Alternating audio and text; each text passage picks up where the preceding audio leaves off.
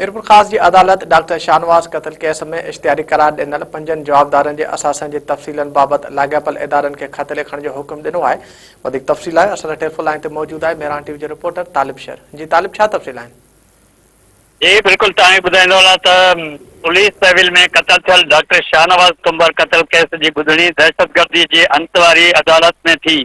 अदालत इश्तिहारी करार दिनल 5 जवाबदारन जा असासन बाबत तफ़सील लाइ लाॻापियल इदारन के खत लिखण जो हुक्म जवाबदारन पारां दायर आईनी पिटीशन सेक्शन 3 के तहत फैसलो महफूज़ बुधणी जेको है इन 23 अक्टूबर ताईं मुलतवी कई वही है। उमरकोट के रिवायती डॉक्टर शाहनवाज कुंबर के पुलिस सिविल में कत्ल केस की बुधणी थी, जैमां 23 नामज़द जवाबदारन मां 12 जवाबदारन जी अज 12 जवाबदार जेके जना अबूरी जमानत जैमें तीर उमरजान सरहदी, अगुणो SSP उमरकोट आसिफ रजा बलोच, अगुणो CIA इंचार्ज इनायत जरदारी, अगुणो SHO सिंधड़ी नियाज अहमद खोसो, अगुणो DIP इंचार्ज दानिश भट्टी, अगुणो मेडिकल ऑफिसर सिविल अस्पताल doctor Mazhar Mehdi, constable Amalla, constable Mashooq, constable Shah Mohammad, constable Nawab Ali, constable Arif Ali, constable Nadeem Ahmed अबूरी जमानत से आजादन। जडे 6 जवाबदार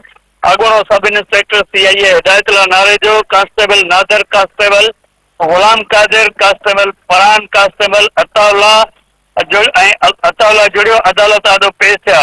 उनखां सवाइ अदालत आॾो मुसलसल पेश न थींदड़ 5 इश्तिहारी ॾुआरी अगुणो DIG मीरपुर ख़ास जावेद सुहारो जिस्कानी, अगुणो SSP मीरपुर ख़ास चौधरी असद अली, कांस्टेबल लखमीर, अगुणो SSP उमरकोट जो reader sub inspector Abdul Sattar, समो कांस्टेबल मोहम्मद सिद्दीक खिलाफ FIA के इन्वेस्टिगेशन ऑफिसर राशिद भट्टी के सेक्शन 87 तहत कार्रवाई कंदे संदन मिल्कियतूं ज़ब्त करण ऐं उन्हनि जा तफ़सील वठण जे लाइ लाॻापियल खातनि के लेटर लिखण जो हुक्म पिणु ॾिनो वियो आहे। जी तालिब शर, जी मेहरबानी।